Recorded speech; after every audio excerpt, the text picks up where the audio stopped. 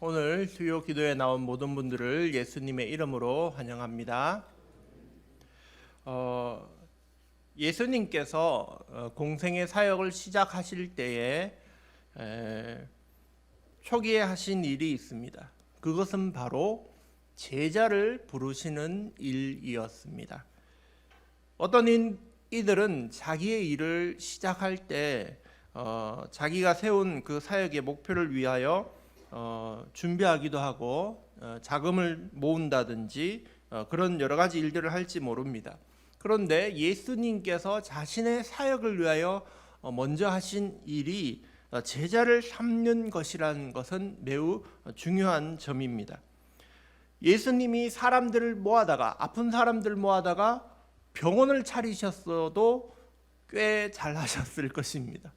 그리고 또 예수님이 사람들을 모아서 사도 바울이 두란노 서원을 세운 것처럼 학교를 세우셔서도 꽤 잘하셨을 것입니다.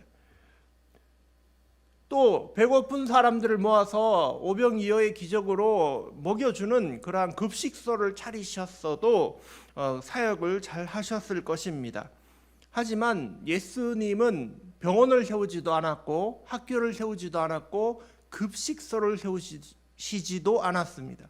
그분이 하신 첫 번째 일은 바로 사람을 세우는 일입니다. 예수님이 제자를 삼으시고 난 후에 예수님이 제자를 삼으신 것은 자신이 죽고 난 후에 하늘에 올라가신 다음에 자신이 하신 그 사역을 이어받게 하기 위함입니다. 제자를 두셨습니다.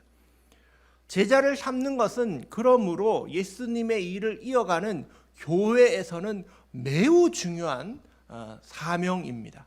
사람을 세우는 일입니다.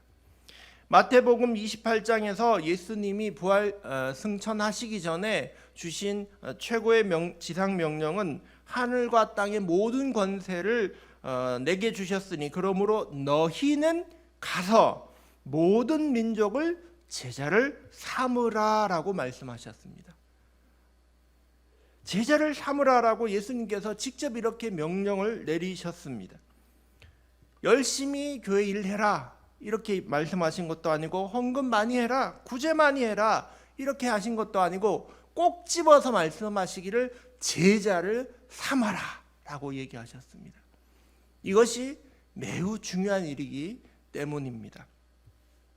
사도행전 6장에 와서야 교회는 사람을 세웠습니다. 7명의 사람을 구제 사역을 위하여 뽑게 됩니다.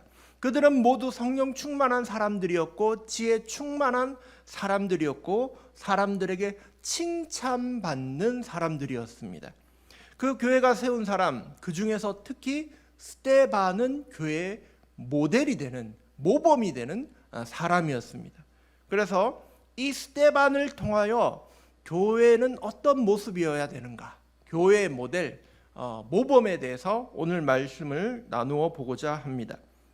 첫 번째 그는 어떤 사람인가 6장 8절에 보면 스데반이 은혜와 권능이 충만하여라고 나와 있습니다.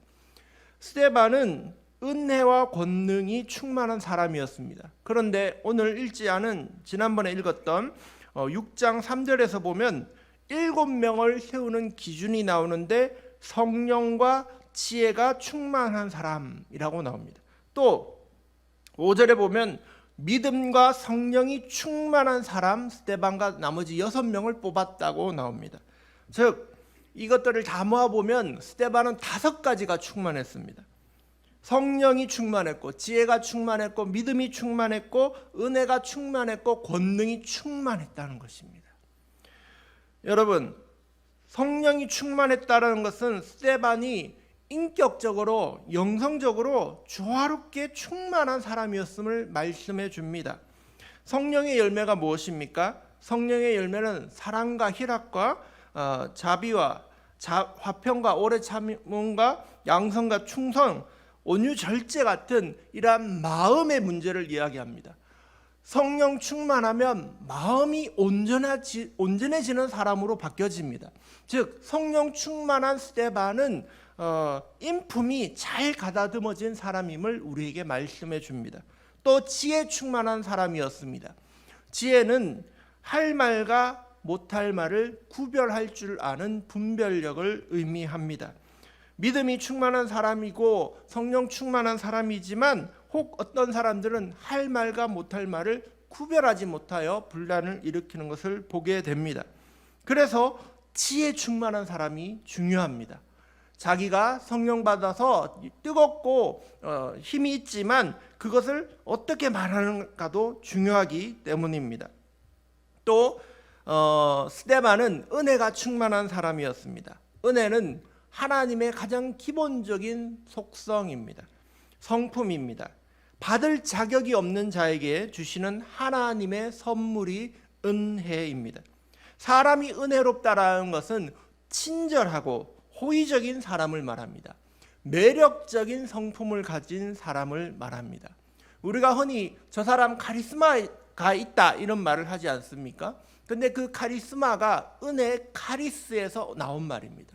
은혜가 충만한 사람은 사람들에게 매력적인, 사람들을 이끄는 카리스마가 있는 사람이었습니다. 또 권능이 충만한 사람이었습니다. 권능은 하나님께서 하시고자 하는 것을 결정하면 다 할 수 있는 것을 말합니다. 하나님이 권능으로 이스라엘 백성을 애굽에서 이끌어내셨습니다. 에스겔은 주의 권능을 경험한 가운데 심판을 예언했습니다. 권능이 충만한 사람은 하나님의 능력으로 인도하는 사람입니다. 스데반은 이렇게 5가지가 충만한 사람이었습니다. 그런데 또 6장 8절에 보면 큰 기사와 표적을 민간에 행한 그런 사람이었다고 말씀하고 있습니다. 사도행전 5장까지 보면 표적과 기사는 사도들에 의해서 행해지고 있음을 보게 됩니다. 그런데 교회가 뽑은 사람, 세운 사람 스데반도 그도 이제 표적과 기사를 행하는 사람이 되었습니다. 이제 그도 사도들과 맞먹을 정도로 대단한 사람이 된 것입니다. 그를 통하여서도 표적과 기사가 나타났습니다. 예수님이 귀신을 쫓아내고 병을 고치고 하는 능력을 제자들에게 주셔서 전도 여행을 파송했던 것처럼 이제 새롭게 뽑힌 교회에 의해서 뽑혀진 스데반도 그러한 영적인 능력을 가졌습니다. 병 고치고 귀신을 쫓아내는 그런 강력한 일들을 했습니다. 그런데 더불어 그는 성령 충만하고 지혜 충만하고 은혜 충만한 사람이어서 인격적으로도 조화가 되는, 기적을 일으키지만 겸손한 그런 아주 훌륭한 사람이었던 것입니다. 또 세 번째, 그는 하나님의 말씀에, 예수님의 말씀에 순종하며 가는 사람이었습니다. 9절 말씀을 같이 한번 읽어봅니다. 이른바 자유민들, 즉 구레네인, 알렉산드리아인, 길리기아와 아시아에서 온 사람들의 회당에서 어떤 자들이 일어나 스데반과 더불어 논쟁할 때,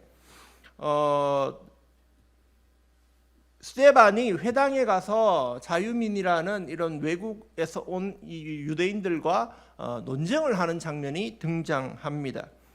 칭찬받고 권능이 충만한 스데반은 왜 사람들과 이렇게 다투게 되었을까요? 그것은 스데반이 복음을 들고 이 사람들이 있는 회당으로 갔기 때문입니다. 이 여기서 자유민이라는 것은 노예였다가 풀려나서 이제 고향으로 예루살렘으로 돌아온 이 이방인 출신 유대인들이 모여 있는 회당이 따로 있었던 것입니다. 그곳으로 갔다는 얘기입니다. 근데 스데반이 히브리파 유대인하고 헬라파 유대인하고 중에서 어디에 속했다고 했죠? 헬라파 유대인, 외국에서 온 그런 출신이라고 말씀드렸지 않습니까? 그러니 그도 이 사람들의 사정을 잘 알고 있었던 것입니다. 외국에서 온 유대인들의 사정을 잘 알아서 그 사람들이 모이는 회당, 성전은 아주 큰 곳이고 회당은 동네마다 있는 작은 그런 교회당 같은 개념이었습니다. 그래서 그곳으로 이 사람이 직접 간 것입니다. 그래서 그 사람들에게 복음을 전하다 보니까 토론이 일어나고 논쟁이 일어나고 이렇게 다툼이 일어나게 된 것이었습니다. 왜 스데반은 굳이 자유민이 모이는 회당으로 찾아갔을까요?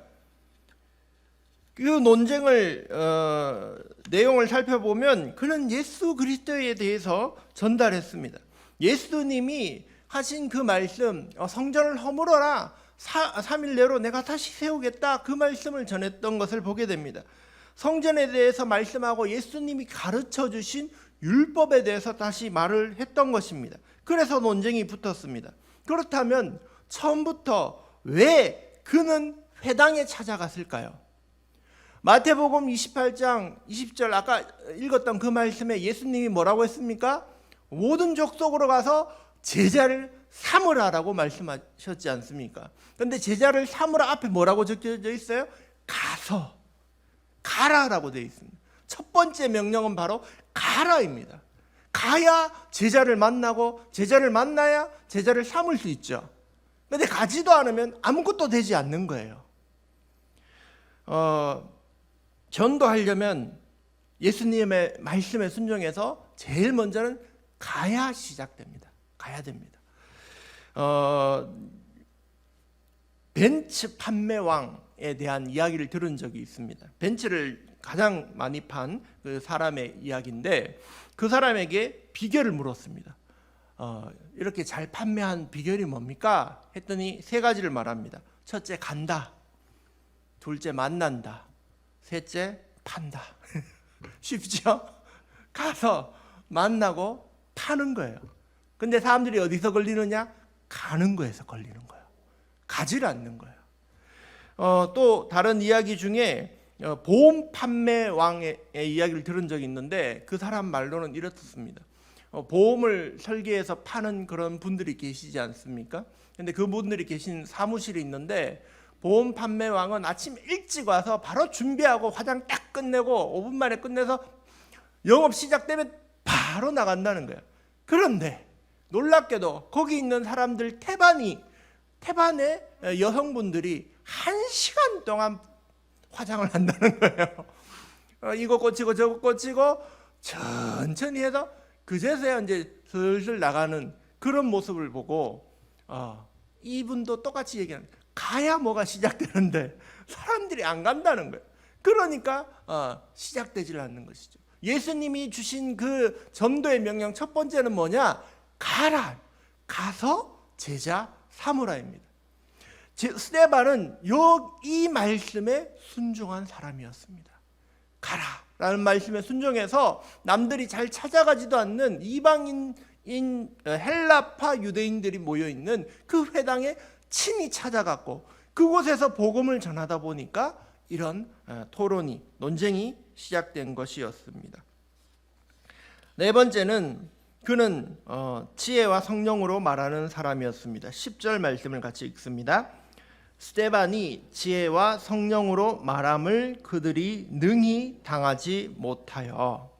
예수님께서는 제자들에게 약속하셨습니다. 누가복음 12장에 말씀하시기를 사람이 너희를 회당이나 위정자나 권세 있는 자 앞에 끌고 가거든 어떻게 무엇을 대답하며 무엇으로 말할까 염려하지 말라. 마땅히 할 말을 성령이 곧 그때 너희에게 가르치시리라.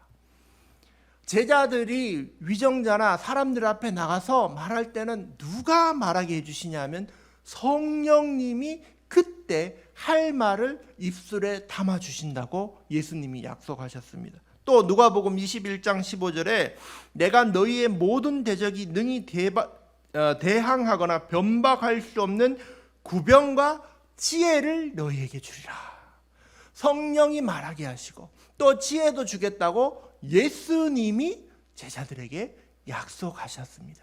그래서 예수님의 말씀처럼 스데반은 가서 전했는데 그냥 전하는 게 아니라 성령이 하게 하시는 말로 전하고 지혜에 주신 것으로 그렇게 말을 전했습니다. 그러니 사람들이 이겨낼 수가 없는 것입니다. 어떤 이단들은 말 잘하는 이단들이 있습니다. 성경을 열심히 공부합니다. 그 사람들은.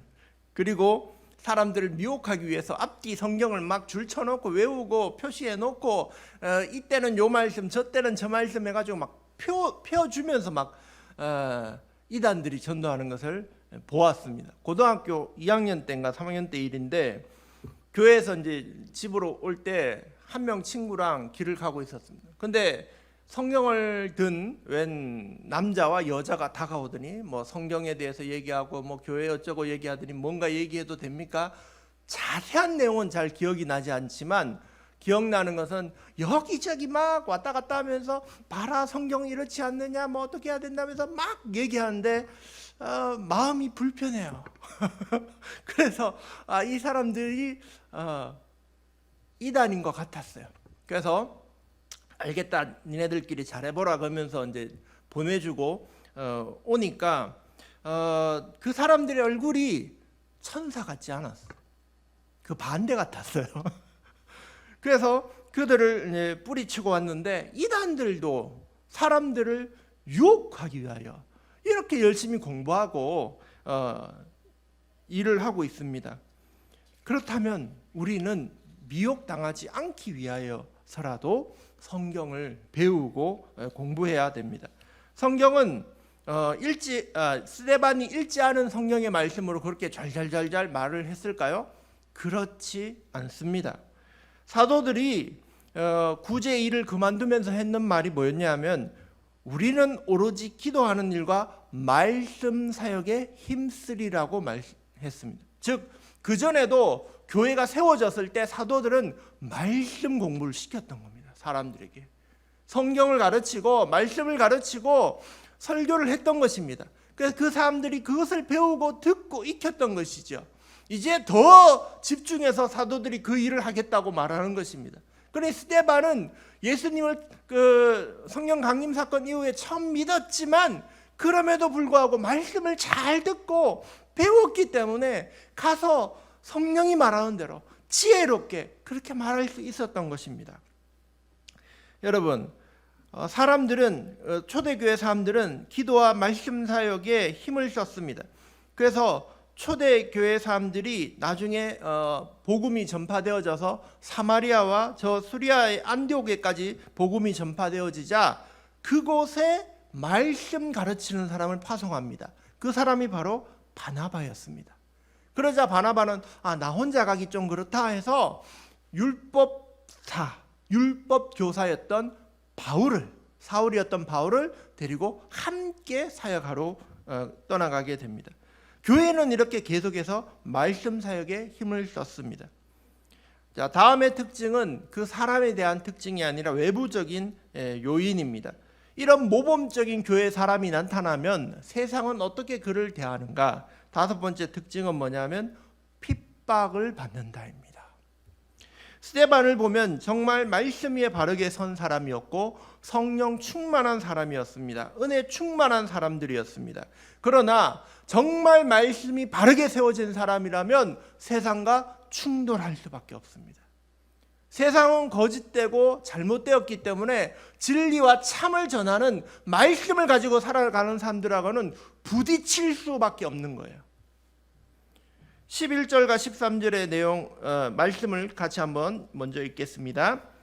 사람들을 매수하여 말하게 하되 이 사람이 모세와 하나님을 모독하는 말을 하는 것을 우리가 털었노라 하게 하고 백성과 장로와 서기관들을 충동시켜 와서 잡아가지고 공회에 이르러 거짓 증인들을 세우니 이르되 이 사람이 이 거룩한 곳과 율법을 거슬러 말하기를 마지 아니하는도다. 사람들이 스데반의 지혜를 이길 수 없자 더러운 방법을 사용합니다. 사람을 매수해서 거짓 증인을 세웁니다. 이 사람이 모세와 하나님을 모욕하는 말을 했다라고 들었다라고 그렇게 거짓 증인을 세우는 것입니다. 백성과 장로와 서기관들을 충동시킵니다. 공회로 잡아갑니다. 그의 말이 나사렛 예수가 이곳을 헐고 또 모세가 우리에게 전해준 규례를 고치겠다라는 것을 들었다고 거짓말합니다. 스데반은 예수님의 말씀, 복음의 말씀을 전했습니다. 물론 그 중에 그들이 듣고 문제가 될 만한 것들이 있었겠지만 그것을 가지고 거짓 증언을 세워서 고발하게 됩니다. 세상은 거짓말로도 우리를 넘어뜨리려고 하는 것입니다. 성경에 나오는 가장 대표적인 거짓 증인 사건이 열왕기상 21장에 나오는 나봇의 포도원 사건입니다. 당시에 북이스라엘의 왕이었던 아합은 우상 숭배와 탐욕의 끝을 보여준 인물입니다. 그의 아내 왕비 이세벨은 어느 날 남편이 밥을 잘 안 먹고 침대에 돌아 누워 있는 것입니다. 그래서 말을 걸어봤죠. 여보, 왜 그래요?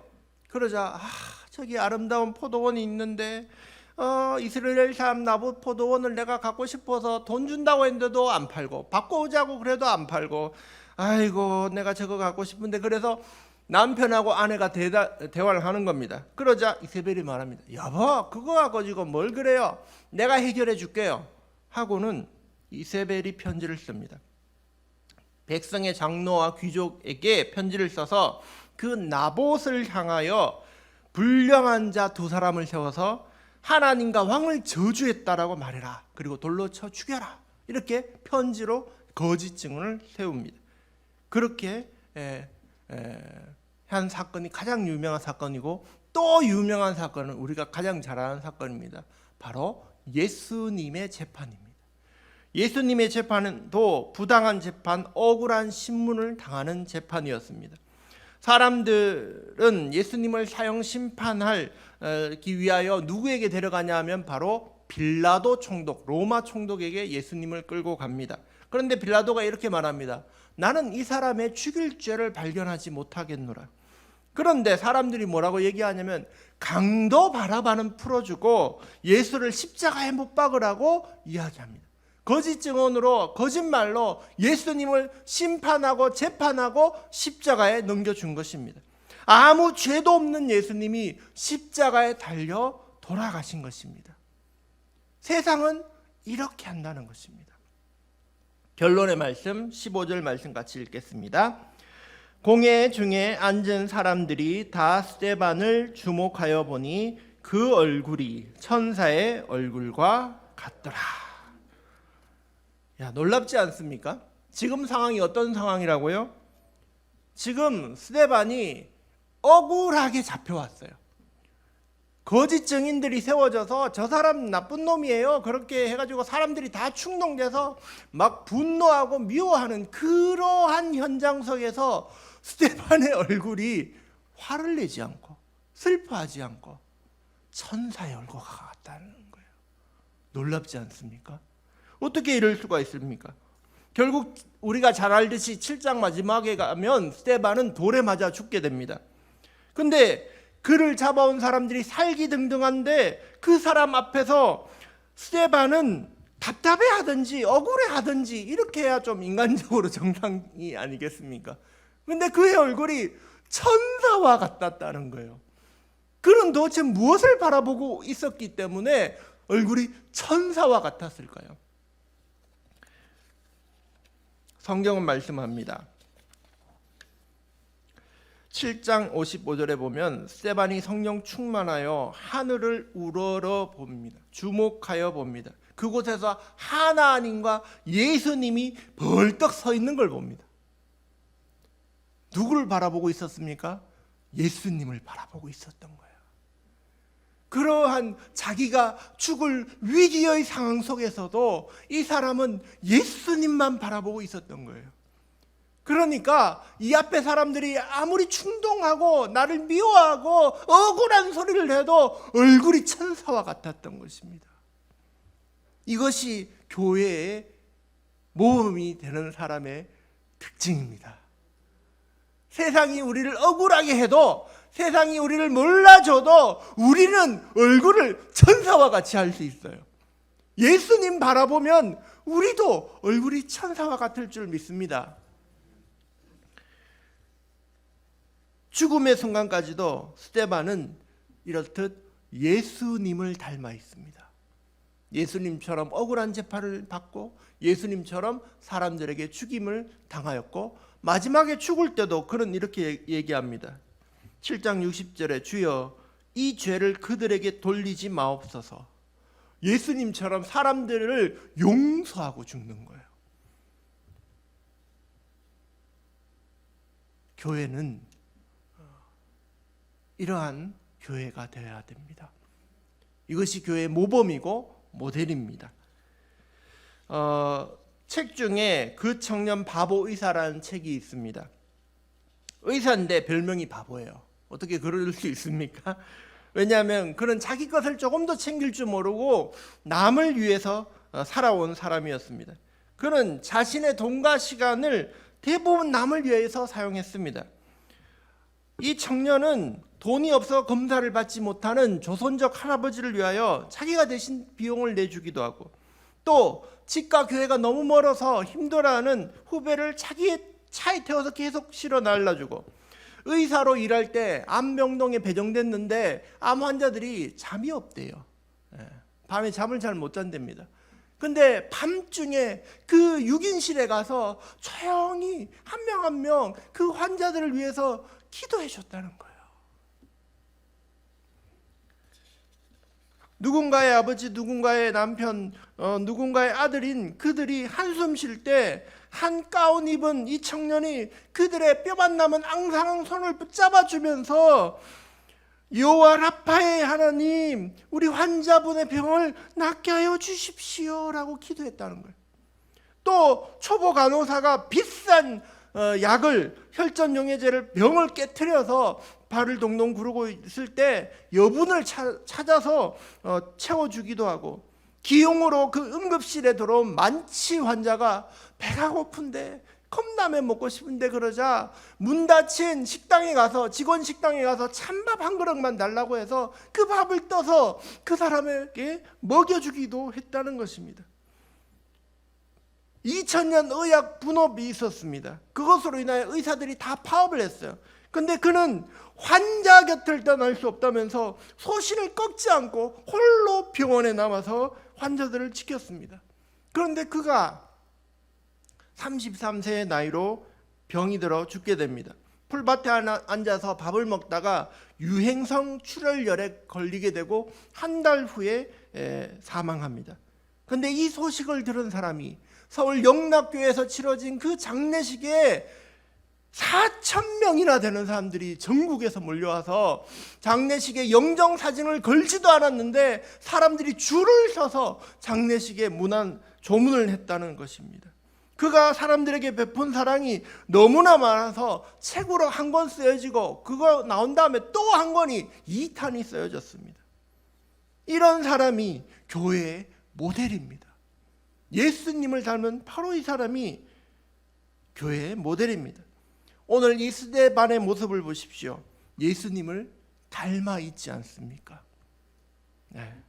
이러한 예수님 닮은 교회 모델로 살아가시는 저와 여러분이 되시기를 예수님의 이름으로 축복합니다.